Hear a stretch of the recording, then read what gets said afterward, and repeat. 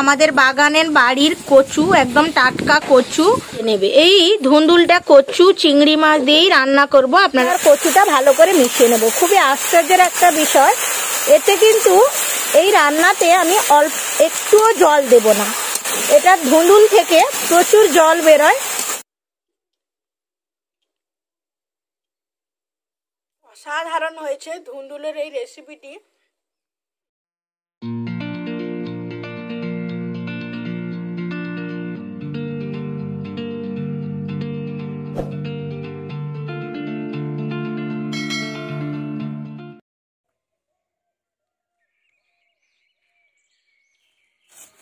নমস্কার বন্ধুরা, SJB cooking চ্যানেলে আপনাদের সকলকে স্বাগত জানাই। বন্ধুরা, আজকে গ্রামের একটা হারিয়ে যাওয়া অন্যরকম সবজির রেসিপি করে দেখাবো। আপনারা প্রথম থেকে শেষ পর্যন্ত ভিডিওটি দেখতে থাকুন, খুবই ভালো লাগবে। আপনারা অনেক রকম সবজি খেয়েছেন, তবে আমাদের গ্রাম বাংলায় একটা পুরনো দিনের হারিয়ে যাওয়া সবজি পাওয়া যায়, যেটা দিয়ে একটা দারুণ রেসিপি করা যায়। গ্রাম বাংলায় কিন্তু এটা খুবই বিখ্যাত একটা রেসিপি। তো আজকে সেটাই শেয়ার করব। একদম বাগানের টাটকা ধুন্দুলের রেসিপি করে দেখাবো। চলুন এখন বাগান থেকে সবার প্রথম ধুন্দুলগুলো তুলে নিয়ে চলে এসেছি। এগুলোকে ধুন্দুল বলে, আপনাদের একটু দেখাই। এই যে দেখুন, এখানে ধুন্দুল হয়েছে। ধুন্দুল গাছগুলো এইরকম হয়, আর এই যে দেখুন ফুলগুলো এরকম হলুদ কালারের ছোট ছোট ফুল হয়, কত ফুল হয়েছে। আর ধুন্দুলগুলো ঝুলে আছে দেখুন, এই যে।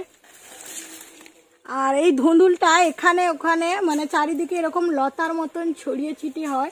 এই ধুন্দুলটা খেতে কিন্তু দুর্দান্ত। দেখুন দেখুন কত ধুন্দুল হয়েছে। আর এই ধুন্দুলটা নরম অবস্থায় খেতে হয়। আর এই ধুন্দুলগুলো পেকে গেলে গ্রাম বাংলায় আমরা গায়ে সাবান মাখার সময় এই ধুন্দুলগুলো মাখি, পেকে গেলে। তো এই ধুন্দুলগুলো এখন তুলে নেব। দেখুন কত ধুন্দুল হয়েছে। এদিকে একদম পুরো ঝিঙের মতো সাইজ, এটা গ্রামে পাওয়া যায়। চারিদিকে এইভাবে লতার মতো গাছে এখানে ওখানে হয়ে থাকে।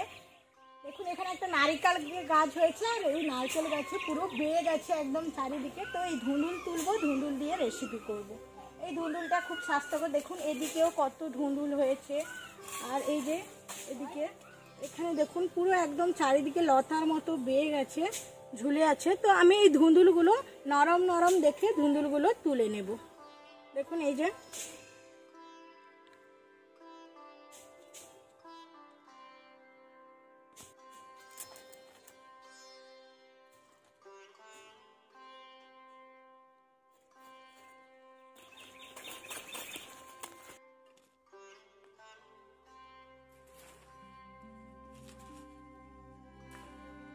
দেখুন এই যে এটা একদম নরম।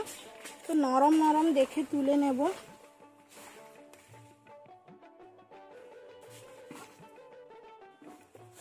আর এটা তুলবো না, কারণ এটা দেখুন বুড়ো হয়ে গেছে।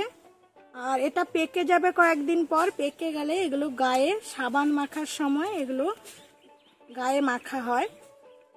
যে এখানে দেখুন আমার মাথার উপর বেশ কয়েকটা ঝুলে আছে, এগুলোর মধ্যেও কয়েকটা নরম আছে, এগুলো তুলে নেব। আর এদিকে কয়েকটা হয়েছে, এগুলো সব তুলে নেব।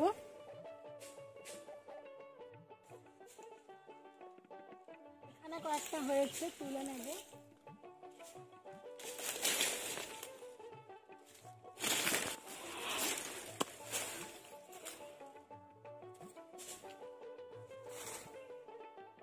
এই যে এক ঝুড়ি ধুন্দুল আমি তুলে নিয়েছি।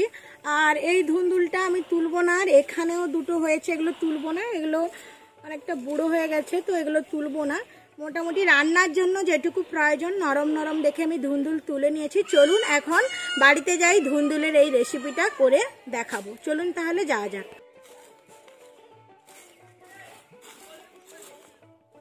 ধুন্দুলগুলো বাগান থেকে তুলে এনেছি। মা এখন এই ধুন্দুলগুলো কেটে নেবে। আর এখানে এই যে কয়েকটা চিংড়ি মাছ ভালো করে কেটে জল দিয়ে ধুয়ে নিয়েছি। আর এখানে এই যে কচু, আমাদের বাগানের বাড়ির কচু, একদম টাটকা কচু। তো কচুটা তুলে নিয়ে এসছি। মা এখন কচু আর ধুন্দুল কেটে নেবে। এই ধুন্দুলটা কচু চিংড়ি মাছ দিয়েই রান্না করব। আপনারা প্রথম থেকে শেষ পর্যন্ত দেখুন মা কিভাবে কচু আর ধুন্দুলটা কাটে। আপনারা দেখুন এই ধুন্দুলটাকে কিভাবে কাটতে হয়। ধুন্দুলের গায়ে একটা খোসা থাকে, খোসাটাকে তুলে দিতে হবে এইভাবে।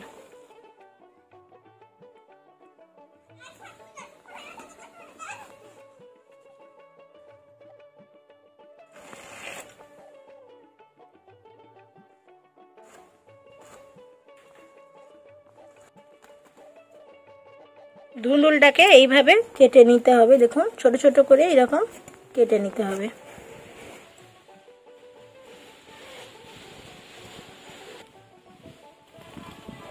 ধুন্দুলগুলো কেটে নিয়েছি, দেখুন এই রকম করে ছোট ছোট মা কেটে দিয়েছে। এবার কচুটা কেটে নেবে। এটা আমাদের বাড়ির বাগানেরই কচু। আমাদের বাগানে প্রচুর কচু হয়েছে, আর কচুরও একটা রেসিপি পরে অন্য কোনো একদিন শেয়ার করব। আমাদের ভিডিওগুলি রোজ দেখতে থাকুন, নতুন নতুন রেসিপি আমরা শেয়ার করে থাকি। তো মা কচুটা ছাড়িয়ে নিল, এবার কচুটা ছোট ছোট করে কেটে নেবে।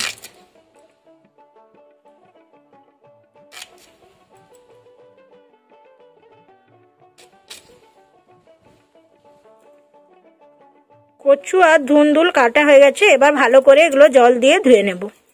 ধুন্দুলটা রান্না করার জন্য আমি যে যে উপকরণ নিয়েছি সেগুলো বলে দিচ্ছি।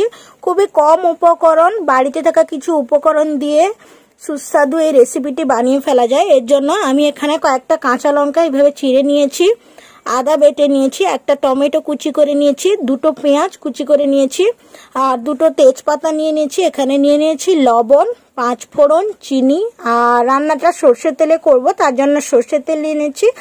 আর এখানে কয়েকটা চিংড়ি মাছ ভালো করে ধুয়ে লবণ হলুদ মাখিয়ে রেখে দিয়েছি, আর নিয়ে নিয়েছি হলুদ গুঁড়ো।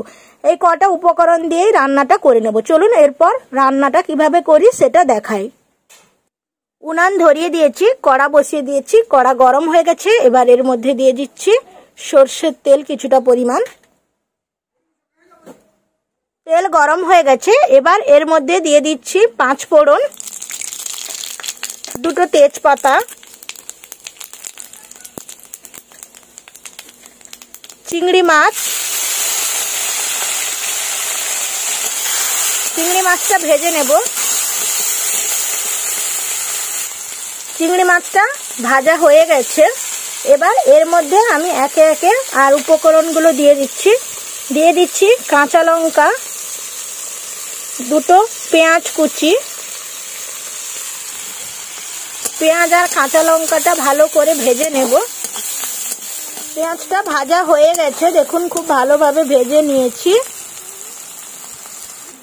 এবার এর মধ্যে দিয়ে দিচ্ছি আদা বাটা আর একটা টমেটো কুচি, হলুদ গুঁড়ো, লবণ। আদা টমেটোটা সব উপকরণের সাথে ভালো করে মিশিয়ে নেব। মশলাগুলো আমার ভালো করে কষানো হয়ে গেছে, দেখুন টমেটো গলে গেছে। এবার এর মধ্যে আমি দিয়ে দিচ্ছি ধুন্দুল আর কচু, আর অল্প হলুদ গুঁড়ো লাগবে, আমি হলুদ দিয়ে দিলাম। আর অল্প চিনি দেব, বেশি চিনি দেব না, কারণ এই ধুন্দুলটা মিষ্টি হয়। এবার মশলার সাথে আমি ধুন্দুল আর কচুটা ভালো করে মিশিয়ে নেব। খুবই আশ্চর্যের একটা বিষয়, এতে কিন্তু এই রান্নাতে আমি একটুও জল দেব না। এটা ধুন্দুল থেকে প্রচুর জল বেরোয়, তাই আমি একটুও জল দেব না। ভালো করে ধুন্দুলের সাথে সব কিছু আমি মিশিয়ে নিচ্ছি। মিশিয়ে নিয়েছি, এবার এটা আমি 5 মিনিট ঢাকা দিয়ে দেব। দেখুন ঢাকাটা খুলে নিয়েছি, কত জল বেরিয়েছে। একটু ভালো করে নাড়িয়ে চাড়িয়ে নিচ্ছি। আমি বলেছিলাম আগেই যে এই ধুন্দুল থেকে প্রচুর জল বেরোয়, একটুও কিন্তু জল দেইনি। যেই জলটা বেরোবে তাতেই কিন্তু পুরো রান্নাটা হয়ে যাবে। সেদ্ধ হয়ে এসছে, আবার 5 মিনিট এটা ঢাকা দিয়ে দেব। ঢাকাটা খুলে নিচ্ছি। দেখুন ধুন্দুলগুলো খুব ভালোভাবে কিন্তু সেদ্ধ হয়ে গেছে, আর কচুটা এইভাবে ভালো করে খুন্তি দিয়ে একটু মিশিয়ে দিতে হবে। দেখুন এটা পুরোপুরি হয়ে গেছে, এবার এটা নামিয়ে নেব। দেখুন এটা পুরোপুরি হয়ে গেছে, সবকিছু সেদ্ধ হয়ে গেছে, এটা নামিয়ে নেব।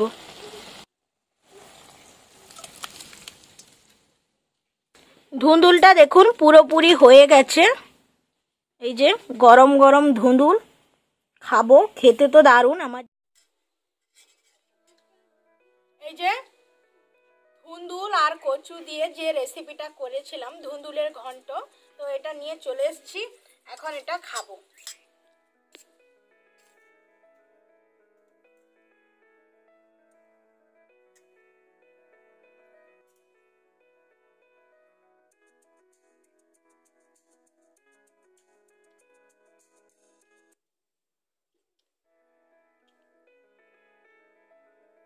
অসাধারণ হয়েছে ধুন্দুলের এই রেসিপিটি।